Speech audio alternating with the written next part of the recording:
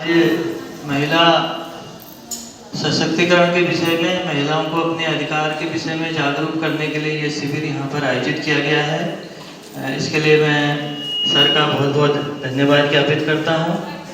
महिलाओं के लिए आप सभी को मालूम है, विकासखंड स्तर पे हम समय समय पर प्रशिक्षण कार्यक्रम यहाँ पर आयोजित करते हैं, जिसमें हमारी जो मुख्य योजना अभी इसमें संचालित है ये अनालम योजना है, राष्ट्रीय ग्रामीण आजीविका मिशन।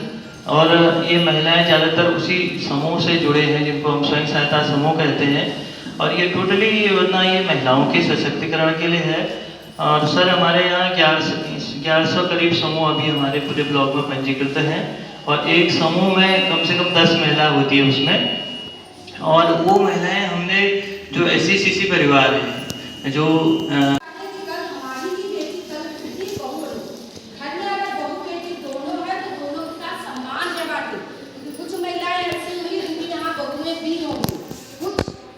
बहू के रूप में होंगी, कुछ माता के रूप में होंगी, कुछ पत्नी के रूप में होंगी, कुछ चाची के रूप में होंगी, कुछ भाभी के रूप में होंगी। लेकिन हर व्यक्ति अपने संस्कारों के साथ ये समझ ले कि हर भूमिका की अपनी एक निर्वाह करने का दायित्व ही होता है।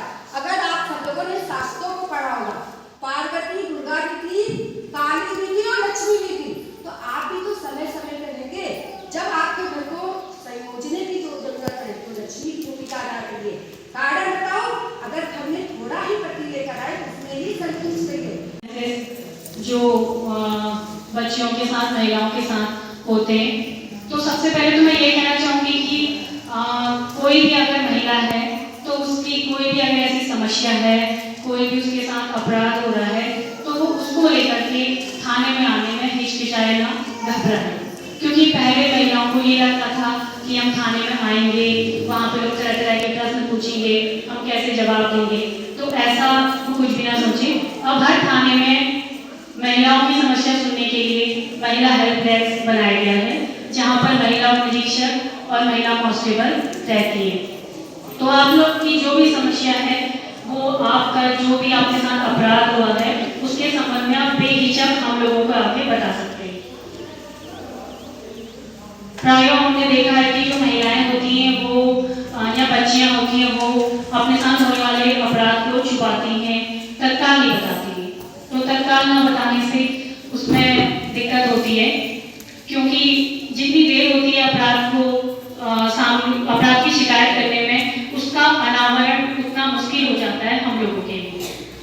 तो अपराध की जो मैंने बताया कि तो पारिवारिक प्रकरण आते हैं, उन पारिवारिक प्रकरण में हम लोग सबसे पहले तुरंत FIR दर्ज नहीं करते हैं, क्योंकि जैसा अभी सर ने बताया, मैडम लोगों ने बताया कि उसमें हमारा सभी का ये सुप्रीम कोर्ट से भी गाइडलाइन है कि इसमें जो है तुरंत महिला पति पत्नी के पारिवारिक प्रकरण में तुरंत FIR दर्ज नहीं होगी, क्योंकि इसमें पहले काउंसलिंग का सेशन शुरू होता है।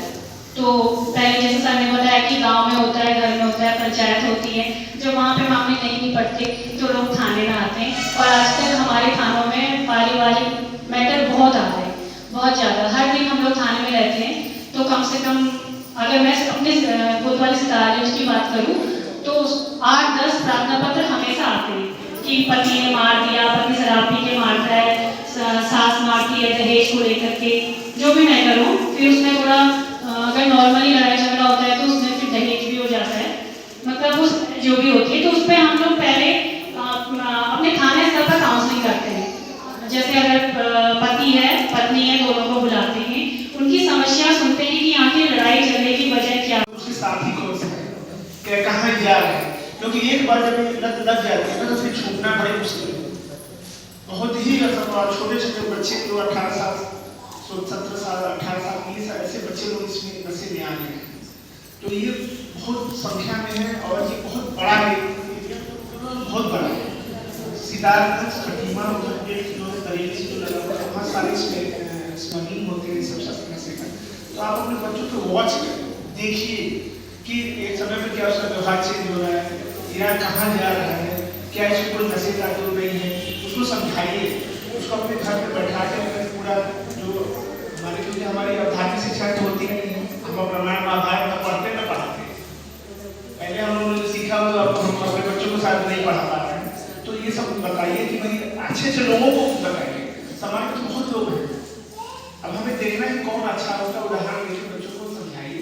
और ना हो तो कभी कभार मैसेज से वाला जो ये प्रोग्राम चलते हैं उनमें भी ले जाइए।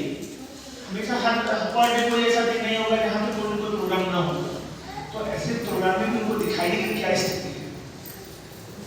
नशे के कारण अब तो इंजेक्शन आ रहा है, इंजेक्शन में तो उसमें एड्स भी हो जाते हैं बच्चों को, फिर एक बार एड्स हो जाएगा तो फिर वो चेंज हो जाएगा।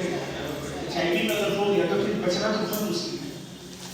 अभी एक रिसेंट घटना थी हमारे जिला अस्पताल में, मैं गया था इसमें देखने के लिए कि क्या स्थिति है यहाँ पे दवाओं की। तो वहाँ पे पता चला कि कुछ बच्चे तो ये ड्रग्स का जो रिहेबिलिटेट किया जा रहा था वहाँ पे वापस आए, तो उसमें एक बच्ची 22-23 साल की लड़की थी, वो उसकी डेथ हो गई थी उसमें, क्योंकि वो इंसुलेशन करती थी। उसके बाद वो आगे बढ़ती है, HIV हुआ, HIV बाद से उनकी थी। और कई लोग ऐसे लोग दवा खा रहे हैं, संस्था के द्वारा कर रहे हैं। तो ये आज कल चलो पढ़ाई तो ठीक है, पढ़ाई तो होनी ही चाहिए, लेकिन पढ़ाई के दौरान या बिना पढ़ाई के अगर इस तरह में आ गए तो जितनी भी प्रॉपर्टी संपत्ति है सब खत्म।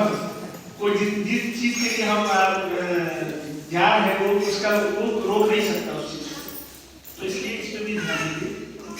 और अभी जो ये आप नहीं कर सकते हमको जानकारी नहीं है, ये हम मानेंगे भी नहीं, क्योंकि कानून पहले मानती सरकार को सब जानकारी, भले आपको जानकारी हो या ना हो तो ये बचाव आपको नहीं मिल सकता। तो ऐसे लोगों से भी सतर्क रहिए, क्योंकि जो इसमें लगे हुए हैं वो क्या करेंगे, आपको 2-4 हज़ार का लालच देंगे, उनको कहेंगे कि आप गेट तक ले जाओ, वहाँ पे एक आदमी उसको दे देगा, लेकिन आपको पता नहीं होगा कि हाँ गेट तक के बीच में पुलिस की भी आँख लगी हुई है और समाज के अन्य लोगों का भी आग लगे हुए, पुलिस की जो भी बहुत सारे हैं सूचित कर देते हैं, वो कहीं ट्रेस कर लेंगे। तो फिर आप ये नहीं कर सकते सिर्फ हम 2000 रुपये लिए थे और बस वहाँ पहुँचाए, हमारी कोई गलती नहीं। तो ऐसी भी समस्याएं आने शुरू। सड़क सुरक्षा पे अपने बच्चों को जरूर कहीं भी गाड़ी चलाने के लिए भेज रहे हैं या मतलब बाइक से या स्कूटर से कोई भी, हेलमेट पहनना बहुत अनिवार्य है। हेलमेट पहनना नहीं पहनेंगे तो फिर जुर्माना भी है, अमाउंट का जुर्माना है, और जितना जुर्माना नहीं है उतने तो हेलमेट दिया जाएगा। तो इसलिए आप उसको बच्चों को करिए और थोड़ा गाड़ी स्लो चलाएं, धीमे चलाएं, क्योंकि बहुत सारे सड़क दुर्घटनाएं में हमारी बहुत बच्चों की मौत हो रही है, असामयिक बच्चों की मौत हो जा रही है। कभी कभी ऐसी सिचुएशन आ गई कि एक ही बच्चा था उसकी डेथ हो गई, अब वो माँ बाप के ऊपर क्या बोल रही। तो ऐसे भले आप थोड़ा सा उसको इन सबों पे भी हमें आप लोगों को ही अवेयर कर रहे हैं, क्योंकि घर में आप ही रहती है, क्योंकि पुरुष वर्ग तो चला जाता है अपना सर्विस पे या अपने काम पे, घर में महिलाएं रहती हैं, महिलाएं चाहेंगी तो इसको सारी जो कुरीतियां हैं उसको रोक सकते हैं। और जैसे एक अभी दीदी आ रहा था, जैसे छोटे बच्चे भाग रही हैं, लड़कियां गर्ल्स भाग रही हैं, शादी किसी और से कर रहे हैं, तो इसमें भी आप लोग अपने घर पर महिलाएं तो महिलाएं को समझ सकती हैं, अपने बेटी को तुरंत व्यवहार रखिए और उनको बताइए कि अच्छा है क्या बुरा है। कभी स्थिति हो जाती है फिर आप हम लोग की भी स्थिति थोड़ा सा